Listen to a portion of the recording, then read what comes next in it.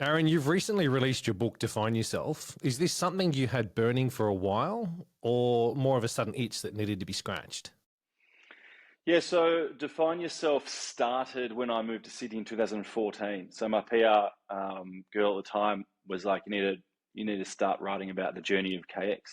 But I'd shelved it multiple times over the years, mainly because I hadn't felt like I'd finished my journey that the book kind of needed for me to finish it. Like Selena came on board as CEO in 2018, so I was like, great, now I can talk about where I'm sidestepping to in the business.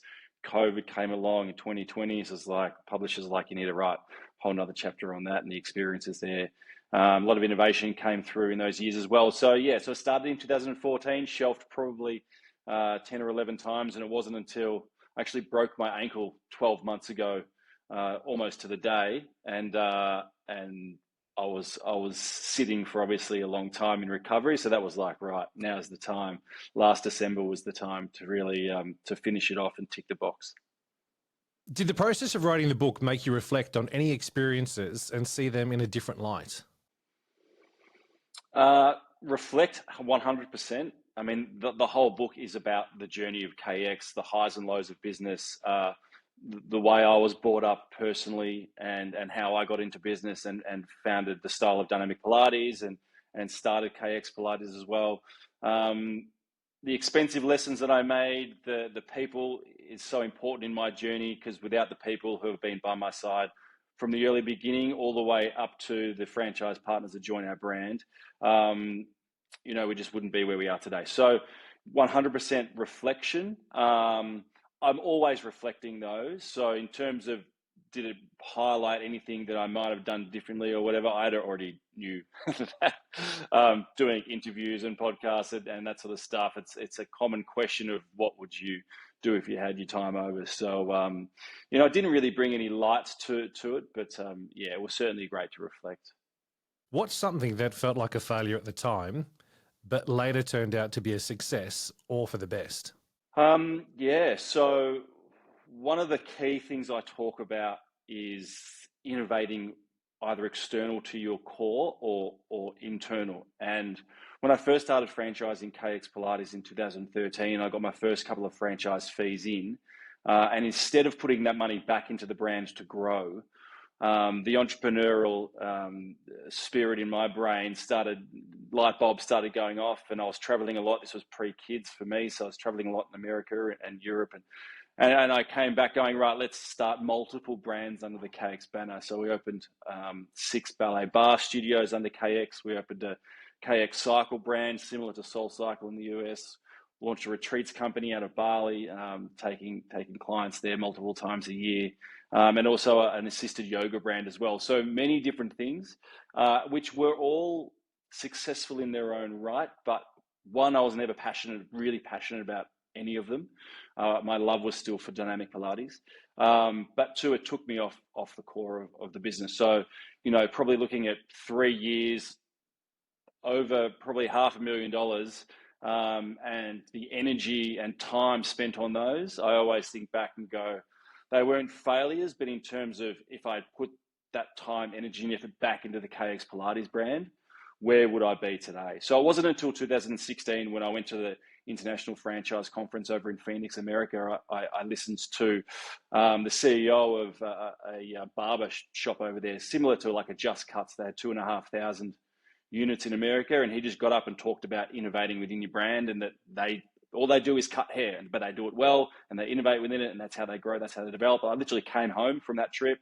I debadged all of the other brands and sold them off, and then solely worked on KX Pilates ever since. And it's been an exponential lift since then.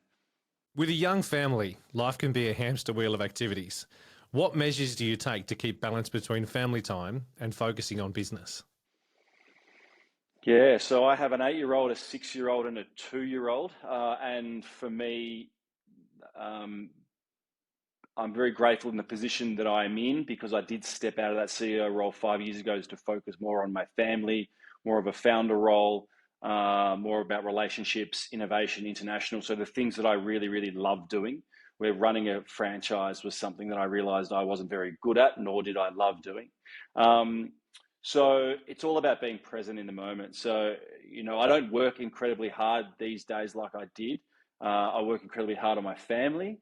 So I'm very much, because my wife actually, we moved up to the Sunshine Coast 2 years ago, and it was only 6 months in. She's like, we need a KX Pilates studio up here. There's not one. So now she's back in the thick of it, running a studio with her best friend here. So again, throws a bit more responsibility of the family on me, but which I absolutely love. But being present when you're with the family is huge. A big thing for me was I turned all notifications off on my phone. I don't get notified for an email, for a WhatsApp message. It's literally a phone call and a normal message I'll get to my phone. And apart from that, I check my phone when I have time, and it's not something that I'm the slave to. So that was really big for me as well. But they're the three main focuses that I really look at, and it's a real you really have to what's the word? Try really hard to be present. It's so easy to get distracted, especially with young kids, and actually being a friend, not just a parent. So, there's one thing to parent your child or your children. There's another thing to actually play with your children as well. So, so it's really important to actually get down on your hands and knees and be a part of their world as well, which is great. Your wife, Andy, is also an owner of KX Pilates. How has working together impacted on your relationship? And what advice do you have for couples who want to go into business together? Yeah, great question. So Andy was by my side from the very beginning. We actually met a month after I started KX Pilates in 2010. She was in corporate automotive, marketing and systems IT sort of background. And it wasn't until 2013. She was helping me a lot behind the scenes, but it wasn't until I started franchising, and she also saw that the business was growing and probably needed her help, because I am so far away from processes and systems in my specialties. So she came in and really systemized the whole business, which is so important in franchising. So she was incredibly important in those years to get the business going in the franchise sense. And then she was marketing manager for years as well. I think, look, we have had that many disagreements in business, especially in the early years when we worked alongside of each other. One, because our relationship and our personal lives are extremely equal. And that's very hard to replicate in the business world, especially when the founder's the husband. And back then it was still my business. Obviously it's our business now, 14 years later. But knowing your own roles is extremely important. So I would say we started working really well when I probably stepped away of being her boss, and we started looking at the business as it is now ours, but what is your strengths and what are your weaknesses? What are your specialties? Great. You go and handle that side of the business, and I'll 100% trust that you'll do that, and just come and tell me about it, not necessarily come and ask for my advice or get sign off for it. And I'll go and do my thing. So she's never questioned, and that's the same thing even with home. So like the business worlds, probably the higher level strategy, what country we're going to go into next, all these sort of big decisions that we make. Yes, she gets, we talk about it, but at the end of the day, that's my decision at the end of the day. But in terms of marketing systems, the stuff that she's still involved in, her studio, perfect example, I completely stay away from it. So that's, I think that's just having that 100% trust and understanding in her ability and my ability, and having that mutual kind of respect for each other as well is really important. KX have a custom reformer built by Balanced Body. What's so unique about these reformers? Yeah, so the KX reformer came about 2016. So I was at the Singapore Licensing and Franchise Expo a few times, and I had multiple investors coming up. We had big posters in the background of our current equipment at that time. And they were like, are these yours? Do you have trademarks on them, patents, et cetera, et cetera? And we customized them slightly back then, but very, very, very, very small customizations that anyone could really do themselves too, or copy. So I always knew that for us to grow, because they were like, well, in Asia, Southeast Asia, you need your own equipment. You're going to get copied straight away. And at the same time, we had a lot of independent studios opening up, mostly our trainers who couldn't buy a franchise in the areas that they wanted to in Melbourne or Sydney. So they'll just go and open up their own independents, because obviously location's key, where people want to work, where they live, etc. And they'll do, we'll call them KX Copycat Studios. So under a different brand name, they taught the exact same thing, exact same campaigns, exact same intro offers, exact same price packs. Like everything was the same except the name of the door, pretty much. So, of course, we do pride ourselves on our education in KX, and the specific education that trainers go through for their 7-week, 100-hour academy. But I knew that the equipment was really, really special to get right, in terms of they couldn't go anywhere else to have it. So the journey started. I originally went to Balance Body. Being the #1 manufacturer in the world, we had 30 studios at the time. They kind of laughed. They're like, the amount of time that it would take for us to stop production just to slot yours in to start again would be losing money. So it's a hard no. And then so I went down the Chinese manufacturing route for a few years. Ended up having 90, had 3 models made. 93 were put into studios, in my company studios in Melbourne. And they were good, but they weren't exceptional. And Balance Body equipment is very, very good already. So I just knew that I didn't want to continue down that path unless they were like super exceptional. I always talk about, like, we had a Mercedes, I wanted to put a Porsche in our studios. And it wasn't until my joint venture of China came about, and the growth that China wanted to hit, the targets they wanted to hit before COVID came along, that my Chinese manufacturer actually couldn't meet the demand that they were asking for. So we went back to Balance Body, and that they were like, you're probably going outside of Australia. You're soon going to be an international brand. Okay, we can start talking to you now, because it's going to be a bit more than a couple of machines. And then that was a great thing about COVID. Obviously, it stopped the studios and the day-to-day. My wife, Andy, was very, very involved in the COVID because of the systems and the IT and all this sort of stuff that we had to do for online. I had, apart from looking after our kids, a lot of time on my hands. So then that went to developing the Balance Body KX Former, which it's a hybrid model of one of their machines, the A2, but it has handles and a top-end platform that just enable us to bring more variety to the KX repertoire, so more exercises can be performed. Because KX is a very intense workout with limited rest, it enables the intensity to be lifted, because we can keep the same spring tension, but then go up to the top end of the platform and do multiple other exercises straight off the back of how we normally would use the machine. And lastly, exclusivity. So we're really proud, because Balance Body is a 70-year-old brand, and we are the first company in its existence to do an exclusive deal with them. They're very, very litigious in the world in terms of people copying their stuff as well. So we have them as our backer if anyone tried to back them. But in saying that, you can't buy a KX Former off them. It's specifically in KX Pilates Studios. We hold security in our studios, so if the studio ever shut down or closed to move or whatever, then they've got to sell back to head office. So it holds the exclusivity and the IP in the company now, which is fantastic. And it looks incredible. I mean, it was the world of Instagram as well. And we had these dark, black, old Balance Body machines, now light, bright, white. It's really nice. So yeah, it worked out really well.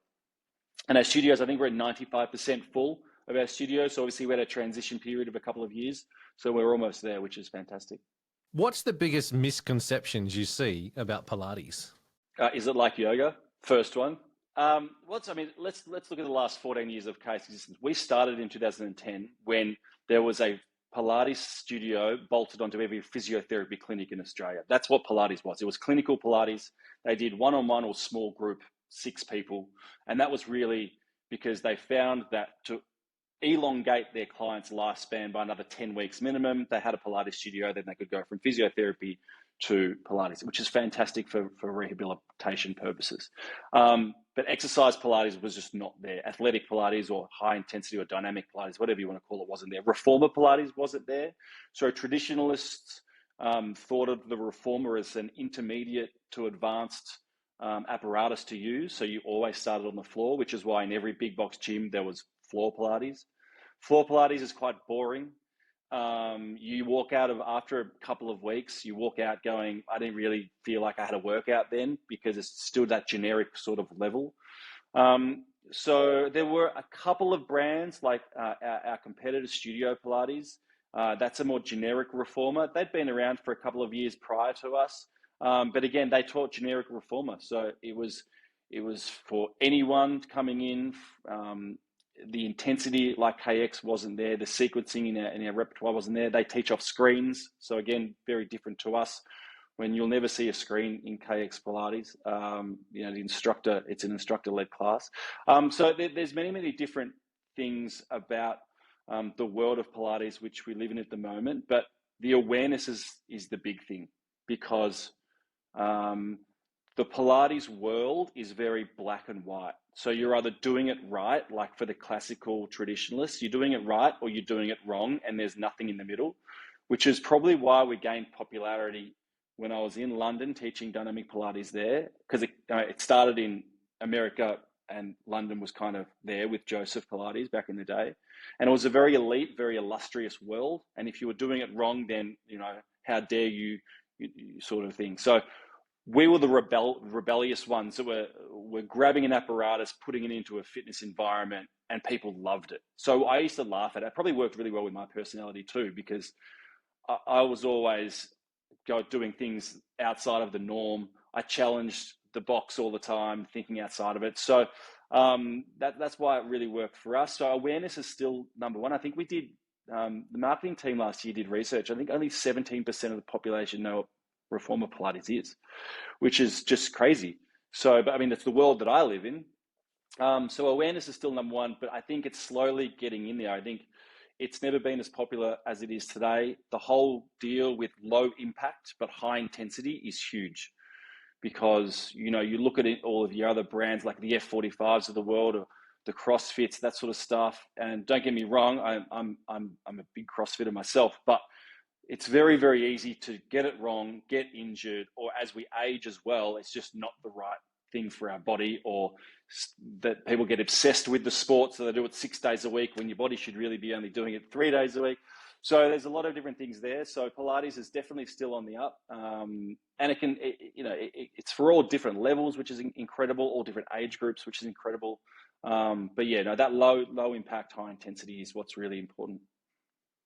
Yeah, and also probably another one is that it's for women only, which is, KX is still sitting at like 75 to 80% female clientele, but it's so good for guys. It's incredible for mobility, especially in our hips, which is terrible because of all the fast and quick sports we play, and just plus because guys are just so bad at flexibility versus our lady friends. But in saying that, it does attract the right guys as well. So like the big, giants in the gyms that are grunting, they're not really welcome in our studios. But in saying that, it's fantastic for everyone. That's what's so good about it. And that's what's so good. There's so many other brands coming now in Pilates that are men focused, male focused. So like Strong, very much a both sex focus, throwing the rower in there.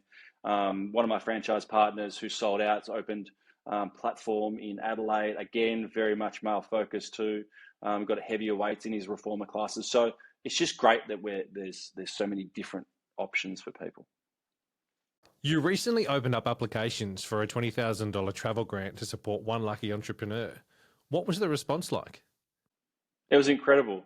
So a part of the book launch, which my incredible PR company, we come up with the idea of a travel grant, Australia's first ever entrepreneurial travel grant, which really touched me because I was lucky enough to be given the opportunity to travel when I was younger, and travel changed my life and shaped me into the person who I was. And I found the style of dynamic Pilates over in London, which is why KX Pilates exists. But not everyone has that opportunity. So for us to be now in a position, and also I looked at the book, and the book was, talking about the journey, the highs and lows. It was hitting the young entrepreneur and the startup. It was also, there's a chapter on franchising in there about, is your business franchisable? What to look for if you want to join a franchise, all the things to look for if you want to become a franchisor as well. So things that I've learned along the way, because I get a lot of questions of franchising, but I couldn't really target people with just an idea. that wanted to bring it to life and lift it off the ground. So I thought this was an incredible opportunity to give a savvy, up and coming entrepreneur in Australia $20,000 to travel, go and see the world, go and look at how else people are doing things on the other side of the world, or even close by in Asia. And it was great. We had under 100 applications, and it was really good looking through them as well. I had such an incredible couple of weeks going through the applications, and oh my God, there are so many incredible humans who are upcoming in the next generation. And I'd say two things stood out. One was starting businesses that are going to save our planet, and starting businesses to change people's lives. And they were the two main focus points. There was none really going, hey, I've got this product, I'm going to make $1 million from it. Can you please help me? It was really the purpose behind these ideas were really, really good. Obviously, I had to pick one that suited, because it was also came with a 12-month mentorship from myself and my team. So I had to look at one where I could also give back as much as possible, not only myself and my background, but my connections in my business groups and how I could really pull in. So, no, it was fantastic. I unfortunately can't tell you the idea that we did select, but Brianna Dalgleish, she's from New South Wales. She's a great woman. She's a physiotherapist by trade, as is her husband. So there's some really cool ideas coming out, and yeah, we'll see where it takes us. So yeah, it was a really, really good campaign. It's great. Does your business look different now to how you imagined it would grow when you first started? 100%. I still remember when I always knew I was going to go down the franchising path. In 2013, my lawyer at the time doing my documentation, we were trying to map out. I sold territories back then because we just didn't think that there would be many studios around. Like, we mapped out, I think, 9 or 11 in Melbourne. You know, we've got 38 now. So the growth has been incredible. I never thought that boutique fitness would be as popular. But the way that F45, BFT, those sort of brands really lifted, because they started in 2013, a couple of years after us, but they paved the way for people to spend money on their fitness. So I was dealing with people in the 24/7 gym world going, why am I going to come and spend $30 with you for one class when I can, for $12, go and join the local Snap or Jets? So that was my problem for 3 years. But as soon as these big guys came in, again, completely different to us, it worked well for us because people overtrained, injured themselves, and then came to KX, which was good. But it was also great because they lifted. So $60, $70 a week for fitness, that's, you know, 3 classes, even 4 classes on a certain type of pack at KX, which is fantastic. So, and also it was great because unlike those brands that's membership based, you kind of got to do that and nothing else. We were never membership based. So it was always about, you can do Pilates once a week to benefit you if you're an athlete, or something else to add to your normal exercise regime, or you can be a solid KXer doing 6 times a week, which we have as well. So there's something for everyone, and it improves everyone's life, and that's our purpose, KX, to change lives for the better, and it works really well. Where do you hope you see yourself in 5 years? So 5 years time, we are currently, as we speak, in 6 countries. So we're still obviously dominant in Australia. We just opened our 100th and 101st studio like 2 weeks ago, which was a huge milestone. And thank you. And we've got about 12 studios across New Zealand, Taiwan, Indonesia, Singapore, and China. They're all in their infancy concept stages, just getting their brands right before they start franchising as well. And COVID affected their growth substantially. So they're all just coming out, which is great. So I think in 5 years' time, we would be expected to then be hitting the other Western speaking countries of America, Canada, the UK, Ireland, those sort of places. We've done our hard work in Southeast Asia, which a lot of brands try and stay away from. It's very, very hard hitting the different cultures, the different laws. Obviously, the language barrier has been difficult too. Luckily, we've got some amazing trainers who speak Mandarin, and a few others, which is really good. But we found some really good partners there. So that's where we'll be internationally. I see ourselves. I see education coming in to play a real big part. So at the moment, we train our trainers up, but just say if you wanted to become a Pilates instructor, we would then handball you to a third party who we work closely with to get you to the stage. Then we can teach you the KX method. But there is an end-to-end opportunity there that we could really mold someone from the start and teach them. But obviously that's a completely different business, but one which we either we will acquire or work really closely with to kind of to move that up. So I see that happening as well. Our power range is going really well. So our client power range, which is always something that we wanted just to tick the box with. So that's where we are. So at 112 studios, our goal is 500 globally, but in terms of timeframes, we might hit that in 3 to 5 years. But if it takes longer, it takes longer. That's the beautiful thing about being independent, family run. Selena has her numbers to hit, but in saying that, there's no pressure that she's going to get fired if she doesn't, because we live a very, very comfortable life. We pay her good money to run the business, but we are very, very happy with where we are. Obviously, we moved up to the Sunshine Coast from Melbourne 2 years ago. So I'm just enjoying family life. I've got my daughter for the next 3 years before she goes to school. So yeah, but it's a nice place to be. What's the best investment you've made in your business or in yourself? In myself would be, I joined Entrepreneurs Organisation in 2014. So I've been a member for nearly 10 years now. And it has been by far the best investment for me personally, because we look at all areas of your life. So relationships, personal, business, the business learnings that I've got out of it, the mentorship I've got out of it, hands down worth every cent I've spent with that organisation. What's the best piece of advice you've ever received? I was very lucky enough to go to Las Vegas when I was 18 in a failed nutrition company. Well, the company wasn't failed. I ended up failing at it because I hated selling products. But I saw the late Jim Rohn speak, and he told me, care more about your customers than you do from the money you make from them, and you will be successful.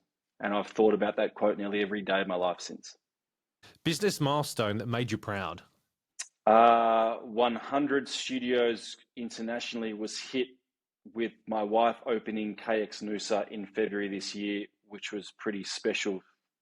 Not only being my wife, but also I think it just shows our passion for the brand, that a franchisor can go back in the trenches and open up a studio because she just loves studio life and becoming, a studio owner again, which is cool. One daily habit that you recommend? Exercise. Without exercise flicks the switch in my head. I eat clean. I'm more confident. I respect myself a hell of a lot more. It's a flow-on effect to success for me. Do you have a favorite recovery action, tool, or practice? I do like hot cold therapy. I don't do it enough, but I do like infrareds, ice baths, and then heated spas as well. I even threw in the recovery boots last week. That was pretty cool too. So you've got to give your body back what you take from it sometimes. How do you cope with stress or manage your mental health? So mental health for me is definitely managed through exercise as well, and sleep. It's really important that I get enough sleep every night, and also to stay not away from alcohol, but you need to be disciplined with it. So again, looking back in my life, the most successful times of my life, I was drinking the least amount, partying the least amount, and exercising the most, and sleeping the best. So you got to do what works for you.